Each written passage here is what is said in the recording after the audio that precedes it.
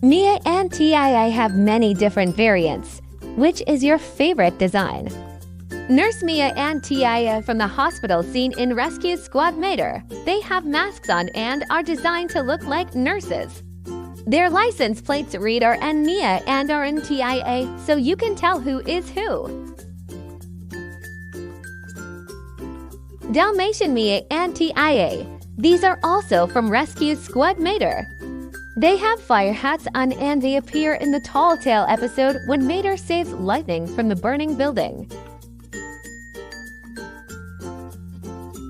Which Rescue Squad Mater pair do you prefer? Comment below.